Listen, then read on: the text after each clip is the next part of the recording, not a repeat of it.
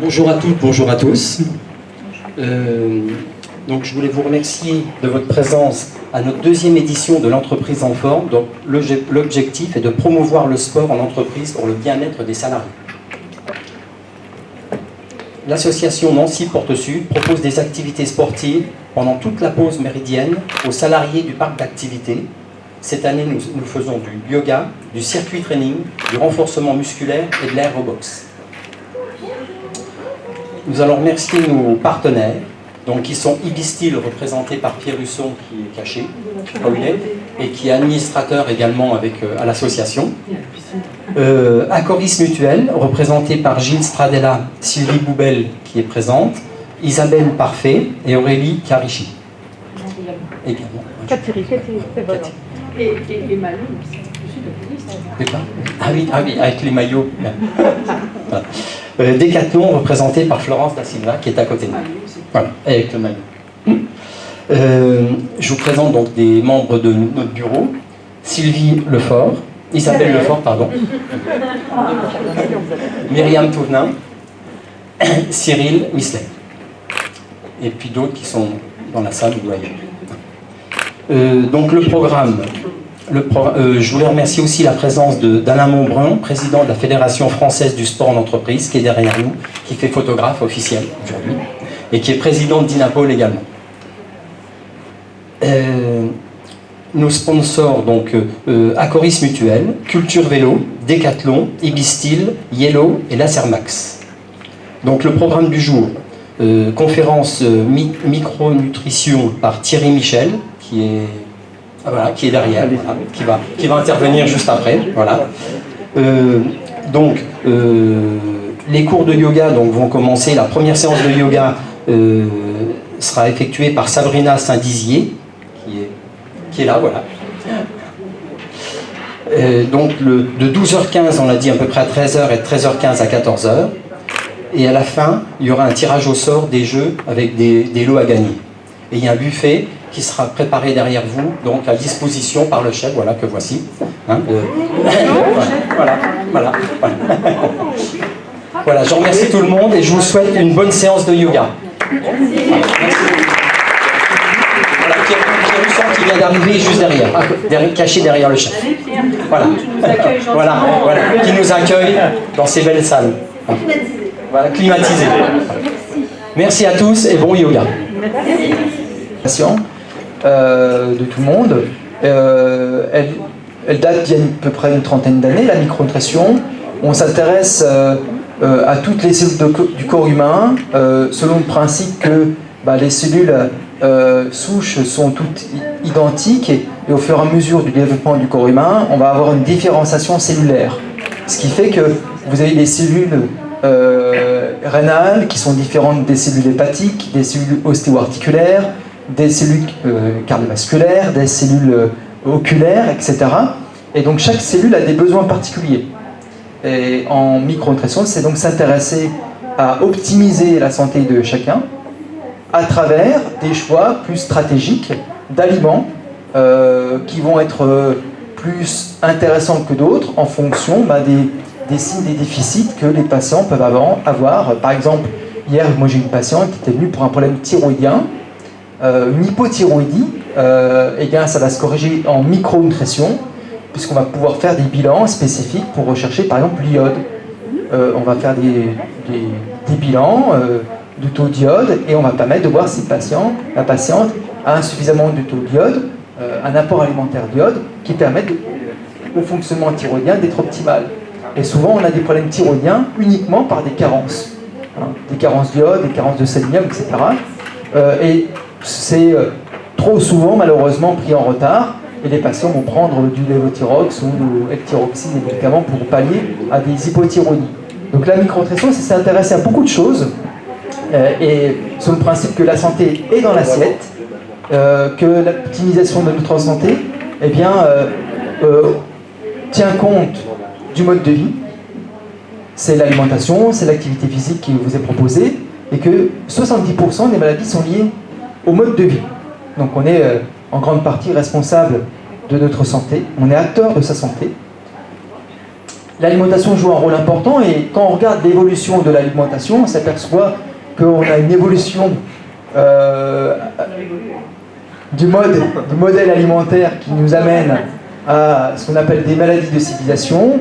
Bon, on retrouve le surpoids et l'obésité, mais c'est pas que ça. Hein. C'est pas seulement les personnes qui sont en surpoids ou obèses qui sont en mauvaise santé, parce qu'on a même 20% de personnes qui sont en surpoids qui sont en bonne santé. Donc la santé se caractérise pas seulement par une mesure pondérale. Les maladies de civilisation, c'est par exemple le diabète, mais une cataracte, c'est une maladie de civilisation. La cataracte est une maladie de civilisation que l'on peut prévenir avec l'alimentation. Sauf que ça se corrige bien parce qu'on va faire une opération. Mais quand moi j'ai un patient qui a subi une cataracte, je sais qu'il est déjà en vieillissement dégénératif. Il a accéléré son vieillissement. La cataracte, ce n'est pas normal. C'est lié à des phénomènes de vieillissement qui portent le nom de stress oxydatif, d'oxydation. Donc la cataracte, c'est une maladie de civilisation. La maculopathie aussi, toute maladie de civilisation, l'arthrose par exemple. L'arthrose est une maladie de civilisation. On va retrouver beaucoup dans l'arthrose des situations d'inflammation. Et l'alimentation va permettre de jouer des rôles, on verra, anti-inflammatoires. Donc il y a beaucoup de pathologies qui sont prises en charge en micronutrition qui ne sont pas seulement je souffre d'une maladie métabolique, surpoids, diabète, obésité, mais c'est également des problèmes, par exemple les allergies, on peut les cataloguer de maladies de civilisation. On corrige les allergies au rhume des foins, acariens, etc. en micronutrition. Donc tout ce qui va toucher l'immunité également, eh bien, ça fait partie de ces maladies que l'on doit pouvoir corriger avec des stratégies plus précises en micronutrition.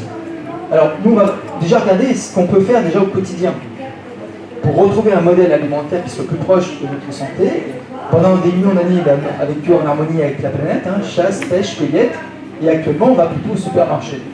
Donc, ça change de paradigme alimentaire. C'est-à-dire que les cellules humaines, elles ne vont pas forcément retrouver ce dont elles ont besoin dans ces aliments. Une cellule humaine est faite pour consommer beaucoup, nous verrons, de magnésium, de potassium, de vitamines, de minéraux. Elle n'aime pas trop le sel, elle n'aime pas les aliments acidifiants, elle aime certains acides gras et d'autres beaucoup moins. Donc quand on va au supermarché, on ne pense pas à toutes les cellules. On y va en fonction de nos habitudes, du désir, etc. Et le but de l'alimentation santé, c'est de faire rejoindre le concept de la santé et du plaisir. C'est le quotidien de mon quotidien chez les patients, de les faire rejoindre de façon à ce que les habitudes deviennent santé. Et c'est bien un réflexe santé. Et effectivement, avoir le réflexe plutôt modèle alimentaire industrialisé, c'est pas un bon réflexe. C'est un réflexe qui va conduire à des carences. Et on sait que la grande majorité des problèmes de santé, c'est pas un excès, ce sont des carences. C'est le contraire. Ouais. Alors l'excès va provoquer des carences. Si vous mangez trop de ça, vous allez carencer en vitamines, en minéraux, en oligo-éléments, en potassium, en magnésium, en acides gras polyinsaturés oméga 3, en polyphénol, en lycopène, en lutéine, voilà, plein de choses. Et tout ça, on ne se rend pas compte, ça apporte que des calories. D'accord ? Ok, vous n'allez pas être, on va dire, dénutri dans le terme calorique, mais vous êtes mal nourri en termes de micronutrition parce que l'organisme, à un moment donné, il va dysfonctionner. Alors, moi j'ai eu un exemple de dysfonctionnement. J'ai eu un monsieur qui est venu en consultation pour une chondrocalcinose. Donc, un problème de calcification des cristaux au niveau ostéo-articulaire. Donc, ça s'est placé au niveau de l'épaule avec une forte douleur. Et c'est un monsieur qui consomme beaucoup d'aliments acidifiants.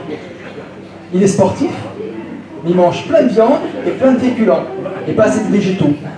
Et donc on va créer des phénomènes d'acidification de l'organisme. Il a, pas pour lui, il a l'impression d'être mal nourri, mais il va être en carence de certains types d'aliments qui vont jouer un rôle sur son équilibre, donc en minéraux, qui va conduire à des problèmes de fatigabilité et des problèmes de calcification. La lithiase oxyocalcique, le calcul rénaux, c'est lié à des déséquilibres alimentaires. Donc il y a plein de choses comme ça qu'on ne se rend pas compte, mais qui sont liées à un excès d'aliments industrialisés, et le manque de vitamines, minéraux et oligo-éléments va créer 80% des Français sont carencés en magnésium. C'est la première carence. En facilitation des paupières qui bougent toutes seules, si vous avez ça, c'est que vous êtes carencé en magnésium. Le magnésium, il est dans les chaussettes. Donc vous voyez, il y a déjà des carences qui sont déjà bien présentes. Carence en vitamine D. 80% des Français sont carencés en vitamine D.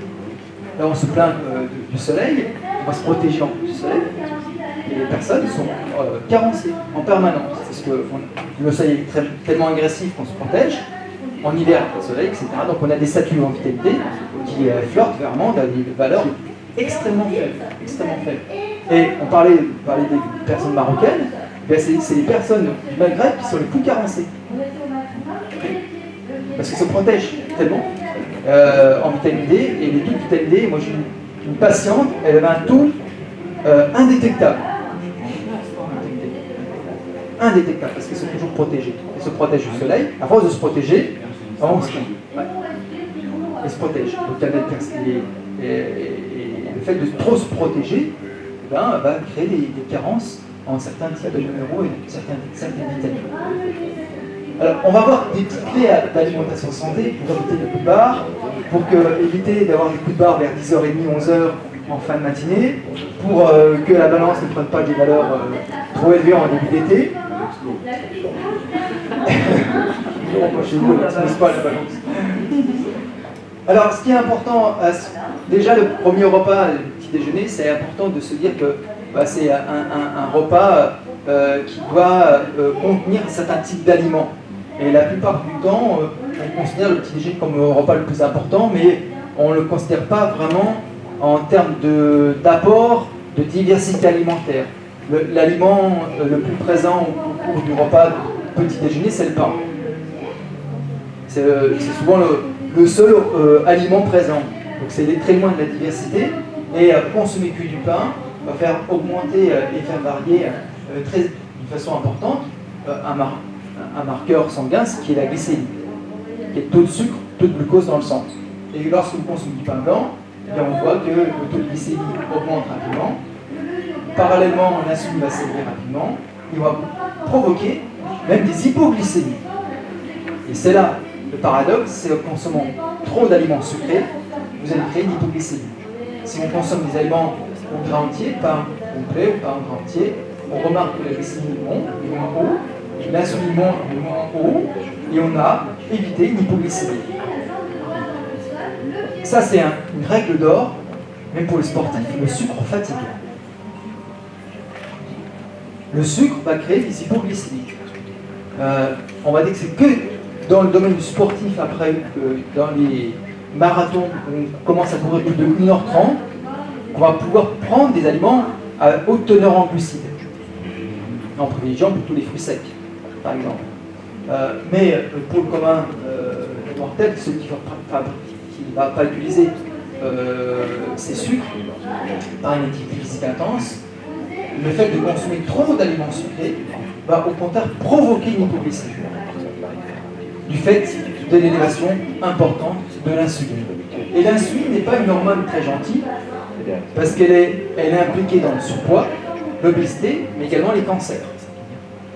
C'est une hormone de la prolifération des cellules. Donc si on a des cellules cancéreuses et si on donne du sucre, on augmente la prolifération des cellules cancéreuses. Donc manger sucré, c'est extrêmement délétère pour la santé. À cause indirectement de cette hormone insuline.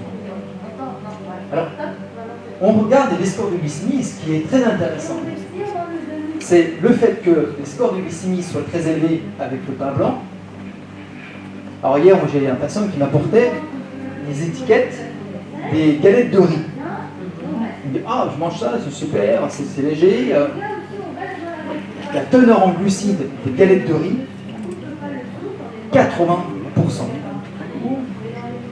Teneur en glucides du pain, 50%. Alors, ça paraît léger, mais c'est une bombe de sucre. C'est plus sucré que le pain. Donc on a l'impression qu'on consomme un aliment très peu sucré. C'est un aliment des plus sucrés. Ce qui est important de regarder sur l'étiquetage, c'est le taux de glucides. Et pas seulement le taux de sucre. Le taux de glucides, parce que les glucides, ce sont des sucres. Donc le pain blanc, on a un score de glycémie de 49. Pain complet par céréales, baissé de 30 points. Les fruits, à votre avis, c'est des sucres lents ou des sucres rapides? Long, rapide, les fruits, par rapport. C'est un sucre lent. Le pain, c'est un sucre lent ou un sucre rapide? C'est rapide. Donc le pain, c'est un sucre rapide. Les fruits sont des sucres assez lents. Les index glycémiques, c'est l'élévation de la glycémie après consommation de l'aliment. Donc vous allez prendre l'aliment en bouche et on mesure l'élévation de la glycémie après consommation. Et bien on remarque que même la banane est à 14. Ça c'est super scientifique. Vous pouvez... Elle était la pastèque, elle est en 11. Ouais. Elle est plus élevée que le melon. Pastèque 11, le melon on a 7. La fraise, 3. 150 grammes de fraises, taux de sucre 3. Je ne prends pas les fraises.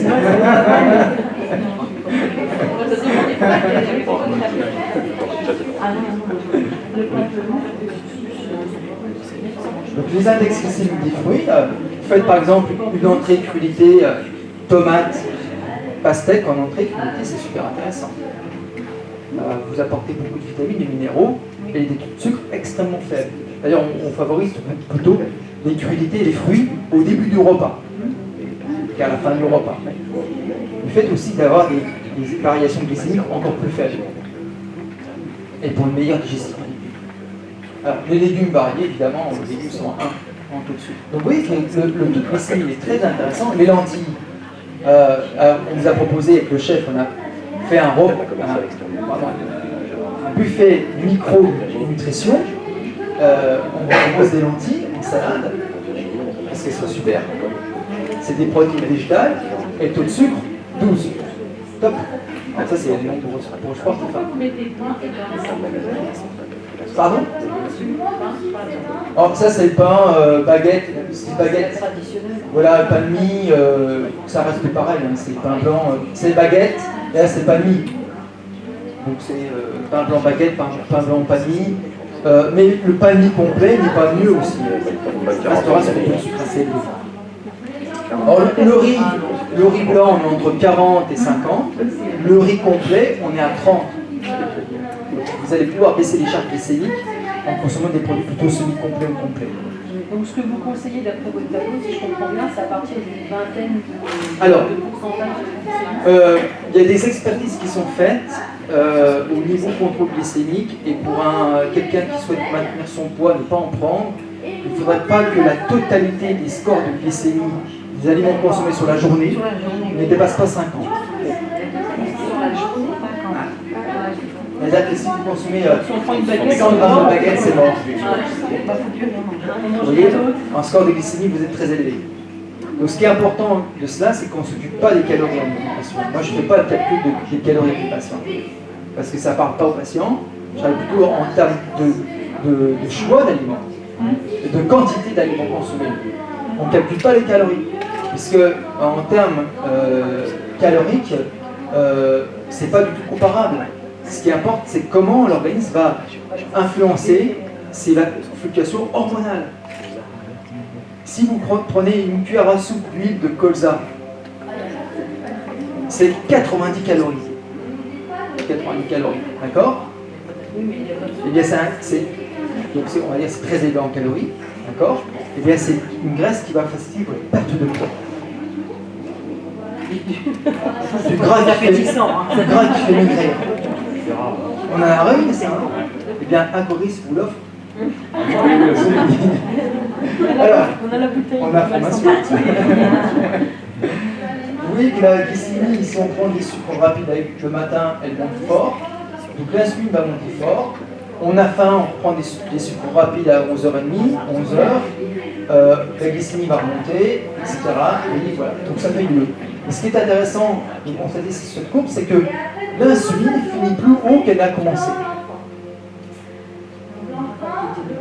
Donc quelqu'un qui est diabétique, qui commence sa journée avec que du pain, va se retrouver avec une insuline très élevée en fin de journée, et le lendemain matin, son insuline va être encore très élevée. Et donc ça c'est important parce que souvent, pour les personnes qui souhaitent perdre du poids, elles vont se restreindre au repas du soir. Elles vont dire, je me restreins au repas du soir. Mais comme je fais mon changement du matin, mon taux d'insuline était tellement haut que j'ai bloqué ma perte de poids. Donc avec l'insuline, bloquez votre perte de poids. Parce qu'elle active que le stockage, elle bloque le déstockage. D'accord? Donc si vous restreignez un repas très léger le soir, ce n'est pas pour cette raison que vous allez perdre du poids. Parce qu'il faut agir sur l'insuline du matin. Et comment agir sur l'insuline du matin? Déjà en évitant les pièges.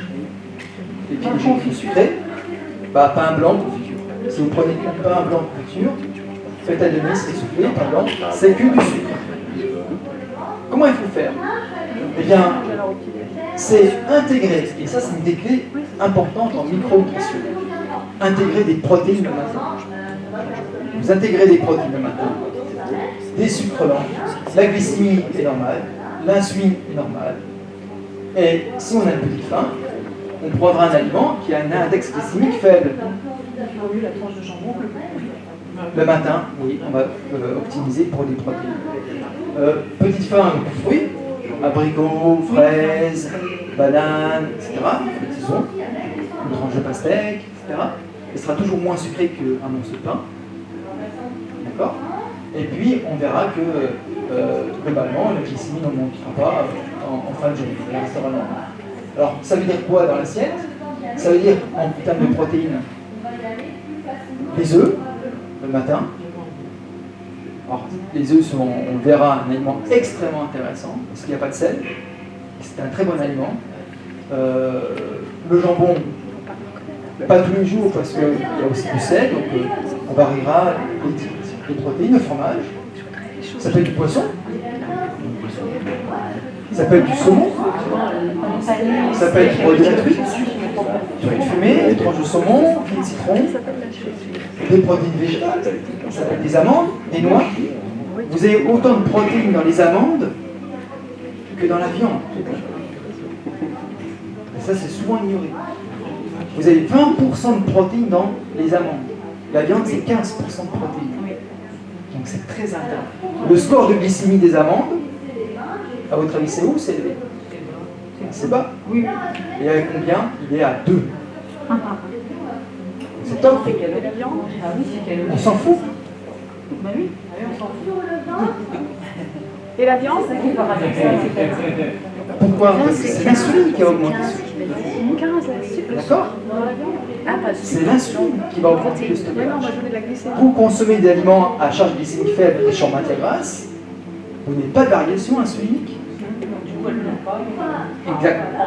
Et même vous perdez du poids si vous consommez des noix. Et les numéros parce que ça apporte les oméga 3. Moi j'ai une patiente hier, ça a mis, souvent ça met quelques, on va dire 2-3 mois parce qu'elle doit enrichir en oméga 3.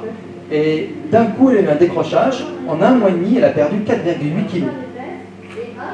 C'est génial, au début elle perdait 1 kg, puis d'un coup, paf, 4 kg en moins. Parce que le temps que l'organisme s'enrichisse en oméga 3, il faut 3 à 4 mois. 3 à 4 mois, c'est le renouvellement cellulaire. Donc après, ça va jouer des rôles extrêmement intéressants sur la santé. Et notamment sur la gestion du poids.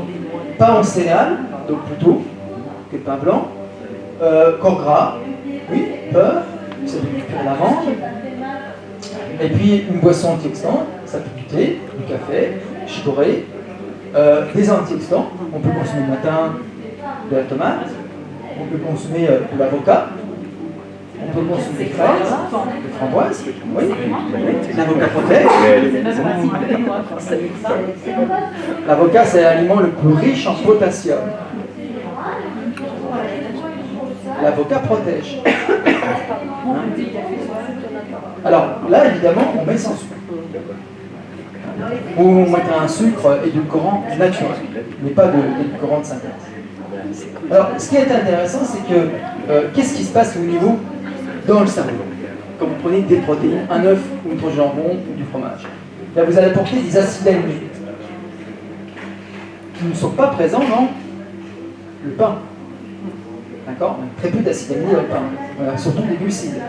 Et quand on consomme des acides aminés, notamment le matin, eh bien, de la tyrosine qui est présente dans les œufs, vous avez beaucoup de tyrosine dans les œufs.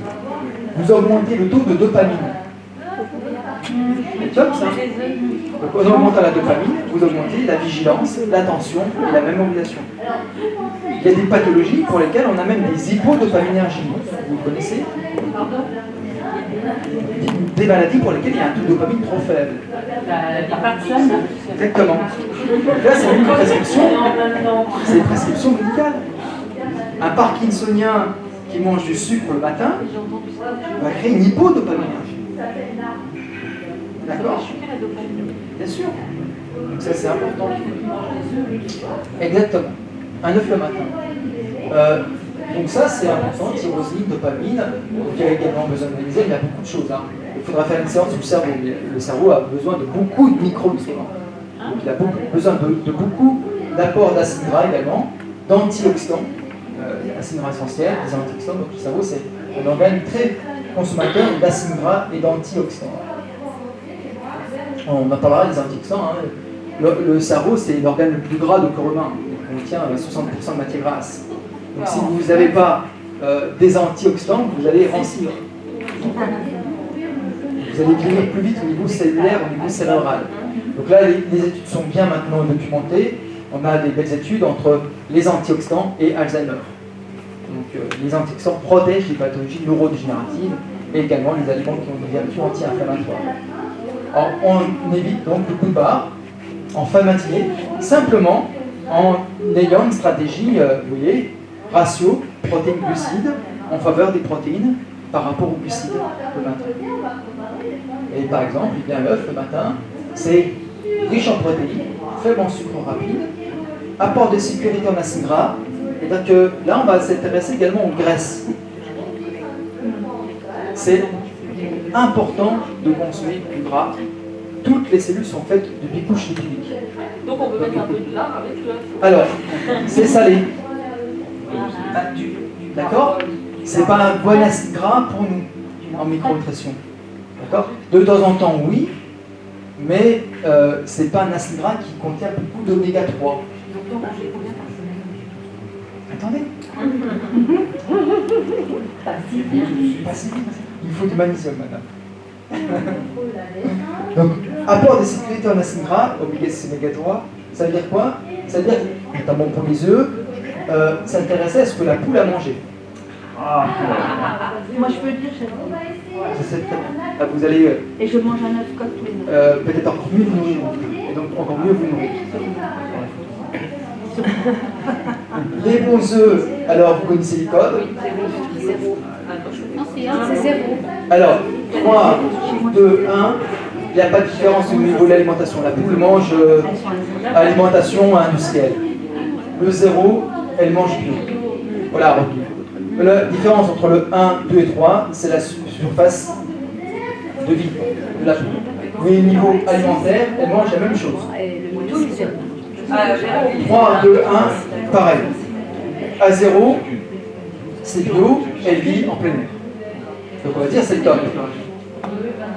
Pas forcément, parce que ce qui est extrêmement important, c'est ce que la poule a mangé, qui va déterminer la composition de l'œuf, notamment en termes d'acides gras, les graisses. Et on a mesuré le rapport oméga 6 oméga 3 qui est un rapport d'acide gras tous les deux essentiels mais qui joue des rôles métaboliques différents.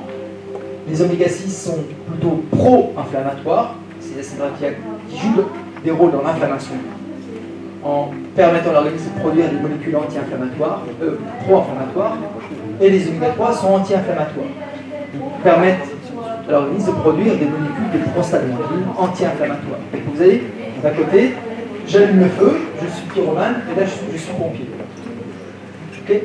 Le rapport oméga 6 oméga 3 santé, c'est 2.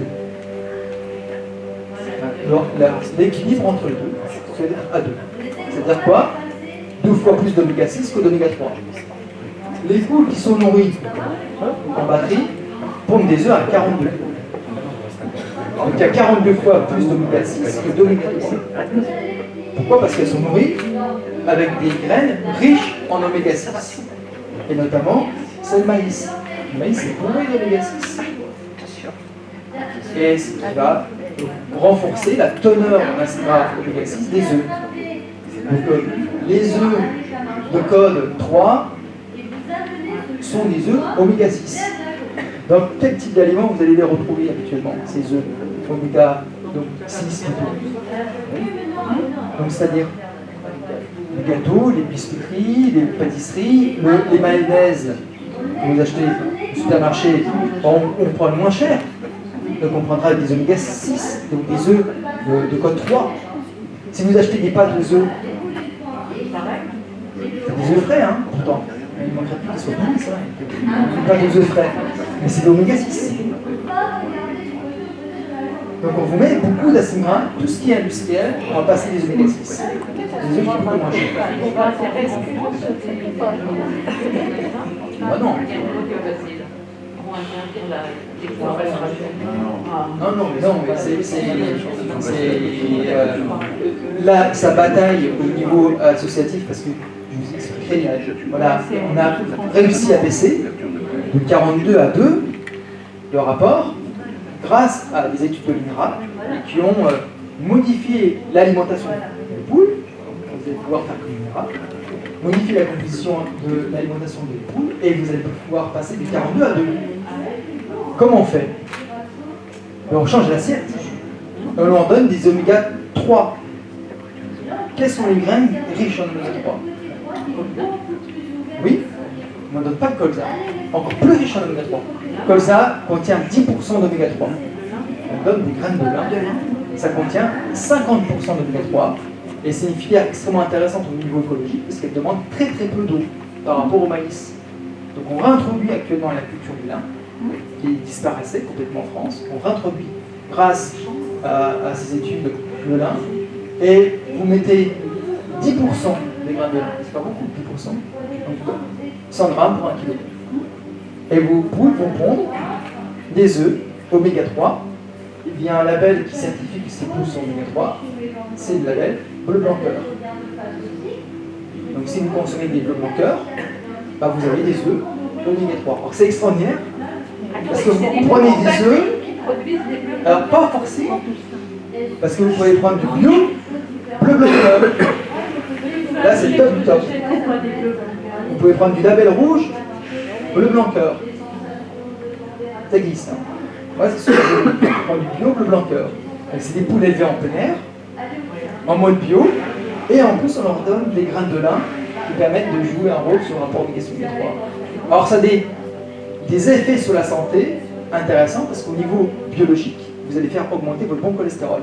Vous faites baisser les triglycérides. Donc vous avez des effets intéressants au niveau des marqueurs. Donc, je me souviens, c'était un médecin de Nancy, un médecin chirurgien dentiste, qui était venu en consultation parce qu'il avait trop de cholestérol. Il lui fallait baisser son taux de cholestérol pour avoir son prêt. Pour une machine, je vais changer de machine, et voilà. Et on l'embêtait pour son cholestérol. Et on dit, bah voilà, soit vous prenez des statines, soit vous n'avez pas votre prêt. Et il ne voulait pas prendre de statines. Et bien il a mangé des œufs. Et pourquoi je lui ai conseillé des œufs. Alors, pourquoi j'ai conseillé des œufs? Grâce aux études en chronoalimentation qui sont faites sur les œufs. Une étude a été faite sur 3 mois d'études 600 personnes. Petit déjeuner riche en gras saturés, dans lequel on va retrouver les œufs, et autre repas plutôt sucré, pendant 3 mois. Donc repas classique ou repas plutôt protéiné. Résultat de l'étude. Alors, en 3 mois, on a mesuré le taux de cholestérol, le taux de triglycérides, le taux de LDL et HDL. Et bien vous remarquerez que le taux, ici, de cholestérol a baissé, et notamment le taux de LDL cholestérol, qui est le mauvais cholestérol, qui est le cholestérol plus hétérogène, et est passé de 1,84 à 1,58. Alors pourquoi cela? En mangeant des œufs le matin, vous faites baisser votre cholestérol. Bien, parce qu'on a une influence nicténérale, une influence circadienne du taux de cholestérol par le foie. C'est toujours des variances, hein. Vous n'avez pas de constante biologique, tout est variabilité biologique, comme l'insuline qui varie. Eh bien, le taux de cholestérol fabriqué par le foie est plus élevé entre 4h et midi. Et quand vous consommez des aliments qui contiennent du cholestérol, votre foie, lui, va baisser sa production. Or, le foie fabrique 80% du cholestérol. Donc, en prenant des œufs le matin, votre foie va moins en produire et vous allez baisser votre taux de cholestérol global, et notamment le LDL cholestérol. Ce qui augmente le cholestérol, c'est quoi? Ce qui augmente le cholestérol,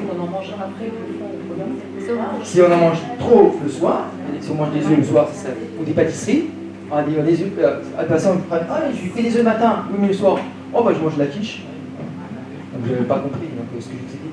Donc il faut manger les œufs le matin, d'accord? Tout ce qui est œufs le matin, et pas le soir. Sinon ça va s'ajouter à ce que Exactement. D'accord. Et ce qui augmente le cholestérol, c'est le sucre. Et donc, le pain. Les gros consommateurs de pain augmentent beaucoup le taux de cholestérol. D'accord? Alors, ça c'est important chez l'animal, le rapport glycémique 3 chez la poule, on est passé de 2 à 42. Et bien chez l'homme, c'est pareil.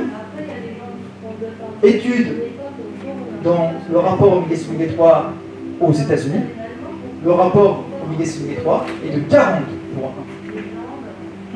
Donc 40 fois trop d'oméga-6 par rapport aux oméga-3. Pourquoi? Parce qu'on nourrit tous les animaux au maïs et on a des taux d'oméga-6 qui sont très élevés chez les enfants et après même allaitement, parce que le lait maternel contient beaucoup d'oméga-6. Les acides gras oméga-6, ils ne sont pas fabriqués par l'organisme, ils viennent de l'alimentation. Tout vient de l'alimentation en oméga-6, c'est des acides gras essentiels. Donc si on a trop d'oméga-6 dans son assiette, on aura trop d'oméga-6 dans l'organisme. Et trop d'oméga-6, c'est trop d'inflammation. Donc on aura ce qu'on appelle les maladies de civilisation. Le taux de cancer est très élevé, cancer du sein, parce qu'il est très lié au rapport oméga-6 oméga-3. Il y a certaines pathologies comme ça sont intimement liées au rapport oméga-6 oméga-3, notamment les premières pathologies sont les maladies cardiovasculaires. Le rapport oméga-6 oméga-3 est directement lié au taux de décès cardiovasculaire, parce que l'une est plutôt pro-thrombotique, oméga-6, donc on augmente le risque de thrombose, de caillot qui se forme, et les autres sont anti-thrombotiques, donc anti-infarctus. Les oméga-3 réduisent le risque d'infarctus de 72%, étude du CNRS. C'est vraiment énorme. C'est énorme. On a des protections cardio-métaboliques qui sont énormes en mangeant gras. C'est ça qui est sur ça. Vous mangez gras, vous protégez le cœur. Les populations les plus protectrices au niveau cardio-métabolique, qui sont celles qui consomment beaucoup de matières grasses, notamment c'est le régime méditerranéen crétois. On vous a proposé un buffet crétois. Donc, parce que c'est très bon également pour les papilles gustatives. Donc, rapport oméga-6 oméga-3 optimal également dans l'huile de colza, de noix. On est sur 2 cuillères à soupe minimum par jour d'huile. En dessous des déclarations, puis là-bas, c'est l'oméga 3. Il n'y a pas d'oméga 3. Poisson gras, également, 200-400 grammes de poisson gras. Donc, poisson gras, vous avez la liste sardines, maquereau, truite, hareng, saumon, dorade, rouget, bar. Donc ça, c'est des oméga 3. 200 grammes par semaine, c'est le minimum. Et là, vous couvrez vos besoins d'oméga 3 d'origine animale. Vous avez l'oméga 3 d'origine végétale et animale. Ce n'est pas les mêmes. D'accord? Donc si vous consommez des noix, il faut aussi des oméga 3 des poissons. Pensez également à la couleur de votre assiette. C'est ce qui est prévu pour le buffet. C'est de vous mettre beaucoup de polyphénol, parce que c'est beau à voir, et c'est très bon pour la santé. Les polyphénols, ce sont des antioxydants qu'on va retrouver beaucoup dans le thé vert, les catéchines, les oranges, pamplemousse, citron, les fruits rouges, myrtille, framboise, le vin rouge. C'est riche en polyphénol, mais la pomme, l'oignon, les fruits rouges, en quercétine. Alors, on s'intéresse beaucoup aux polyphénols, puisque c'est des molécules actives anti-vieillissement, anti-oxydantes, qui jouent des rôles protecteurs contre le vieillissement cellulaire et dont la teneur est très variable en fonction du type d'aliment. Vous avez par exemple la tomate, pomme de terre, la pomme, la cerise, vous voyez, riche en anthocyane. La farine complète en apporte, mais la farine blanche, zéro. Donc dès que vous prenez plutôt industrialisé, vous allez appauvrir votre assiette en polyphénol. Le vin rouge en apporte, le café, le thé, le chocolat. Lequel? Wow, le noir. Le noir vous apportera les polyphénols. Le au lait, vous n'aurez pas de polyphénols. Alors, on va dire, finalement, consommer des polyphénols, ça revient à manger un carré de chocolat noir, un verre de vin rouge et du café. Ouais. Non. Souvent, et ça on remarque dans les populations, même aux États-Unis, parce qu'ils consomment beaucoup de café, du chocolat aussi, ils ont une protection cardiovasculaire qui est nulle. Voilà. Mais il y a aussi le fait que les polyphénols, il faut les diversifier. Les régimes alimentaires cardio-métaboliques protecteurs antioxydants sont des régimes dans lesquels vous allez consommer au moins 60 aliments par jour. Différents. Et vous regarderez, là, on a mis au moins, vous comptabilisez, il y a au moins 30 aliments différents. Vous allez tout compter. Tout compter. C'est-à-dire que si vous faites une salade, échalote, persil, huile d'olive, huile de colza, des pignons de pain et de la coriandre, vous avez 6 aliments. D'accord? Vous allez tout compter. Ce qui va vous permettre de diversifier votre alimentation. 60 à 80 aliments. En Asie, ils sont aux alentours de entre 60 et 80 de façon régulière. Aliments différents par jour. Aux États-Unis, c'est ça ce qui va être moins protecteur, c'est qu'ils vont tourner sur des aliments toujours les mêmes.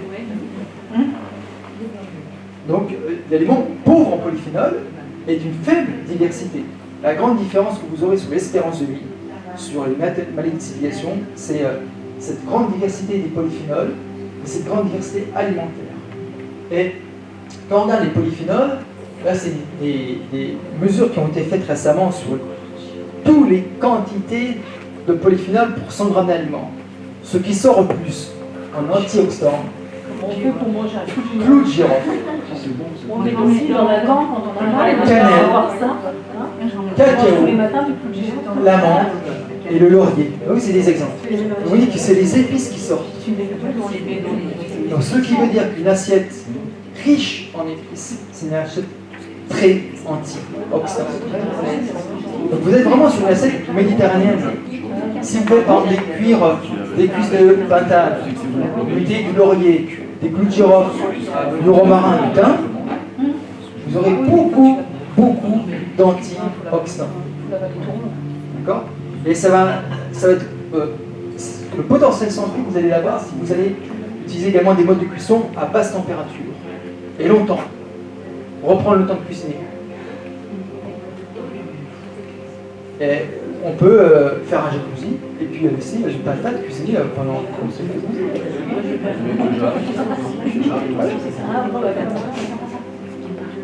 n'utilise pas. Non, mais là, c'est. Vous voyez, on utilise les loisirs, et puis finalement, on va manger sans taper. Plus on cuisine mode de cuisson lente, c'est intéressant. Et ça, c'est prouvé, c'est antioxydant. Ce qui est étonnant, c'est que vous voyez, ces antioxydants, c'est pas les aliments les plus que l'on pensait comme la myrtille ou le cassis, ils sont en dessous. Les cassis sont en dessous.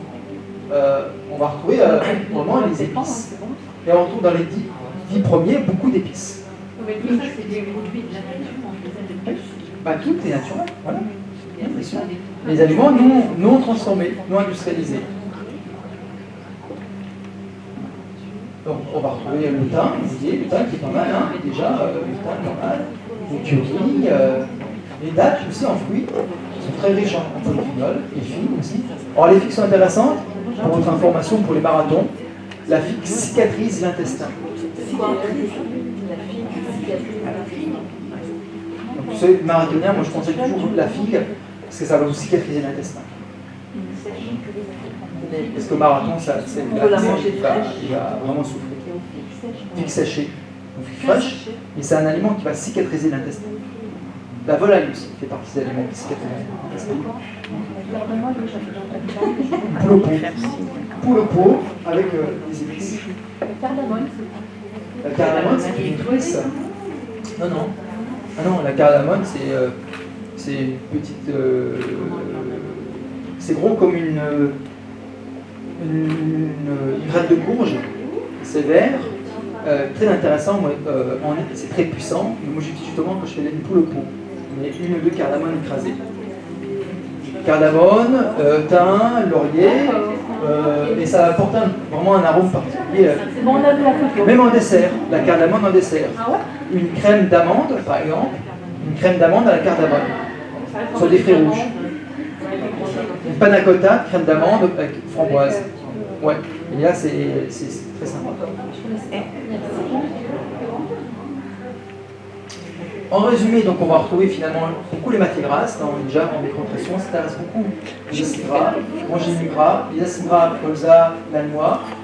La cameline, c'est une huile lorraine, on produit beaucoup en Lorraine, elle est très riche en oméga 3. On réduit les oméga 6, vous allez retrouver beaucoup d'oméga 6 dans le maïs, évidemment on l'a vu, mais également dans le tournesol. Le pépin de raisin, attention pépin de raisin, parce que c'était une huile qui était conseillée en cardio, alors qu'elle n'est pas du tout conseillée. Le rapport oméga 6 et oméga 3 du pépin de raisin, il est à 136. Oh la vache, pardon. On est à 2. Vous voyez, c'est énorme. Même cuit, parce que moi je m'en fais en fait en On va rajouter un peu plus de produits cancérogènes.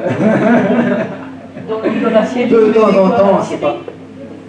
On arrive, voilà, on est terminé. Filière oméga 3, pensez association de bloqueurs, brebis plutôt, les vaches, et puis les végétaux. Et pensez en résumé à consommer moins de sel, plus de fibres antioxydants, vous avez beaucoup d'antioxydants dans les légumes.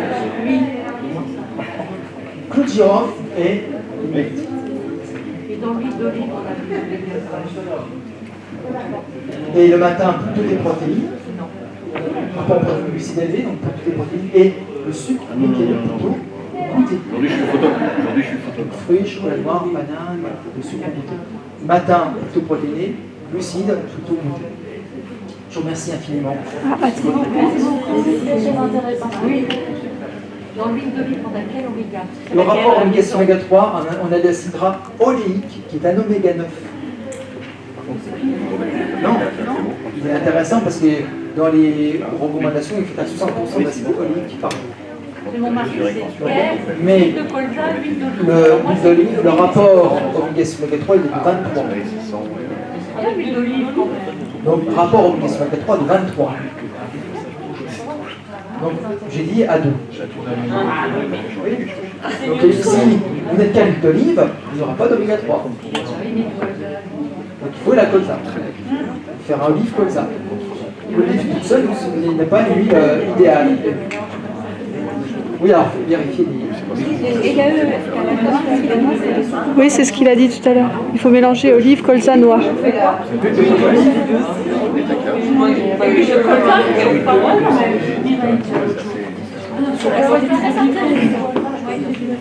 Et vous, les flammes,